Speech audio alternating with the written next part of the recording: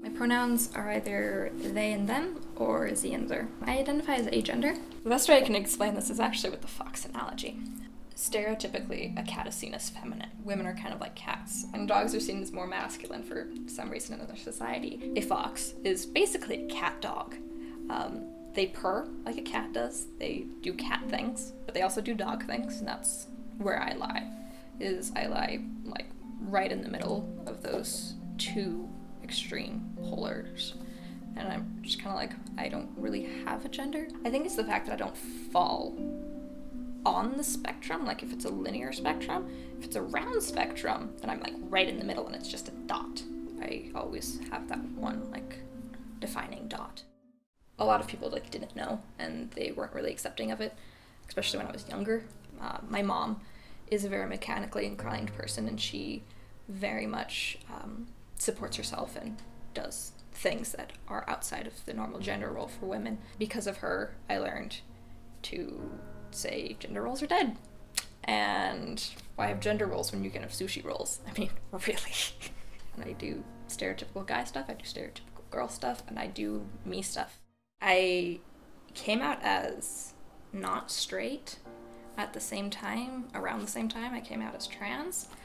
And so the first one got a lot more attention than the latter, which kind of irritated me because coming out as not straight wasn't a big deal for me. I had a job at the mall, and it was out in public. I was in a little booth, and so everyone could really see me.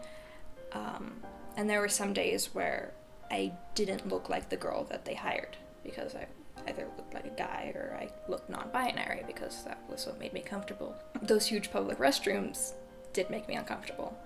Misgendering is a funny thing because when it's someone that you know and they know you really well and they used to be really good about that and then they misgender you, it's really painful, actually. Kind of just like feels like being punched in the kidneys.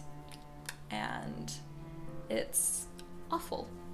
I had a while at school where I hadn't come out yet, and my teachers, they were like, oh, Julie is such a good not just a good student, but she's a good girl. And they would emphasize the girl, like they probably didn't mean to, but it was something that I noticed and it was something that really irritated me, and so I ended up coming out to my principal. Even though like I was gentle and kind about it, they were still like, well, sorry, I know you as Julie and I know you as a girl.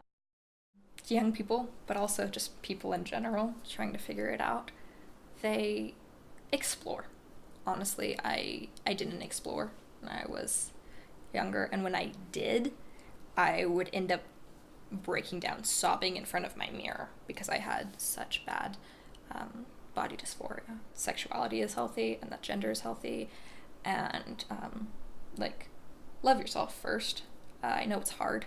If people are questioning you, I would come out to a few trusted individuals first. It's gonna take a while. I still have friends that will call me Julie, but they'll have my name as Alexandria in their phone, just to like have a nice reminder. I don't want anyone to have to go through what any of us have gone through, if it's bad at all. I want anyone to have the best experience that they can. I just need people to realize that things are changing, but things have also always been this way. And there's always been people who don't have a gender, like me. I mean, I know it takes a lot, but open your hearts, accept them, and if you love them as they are.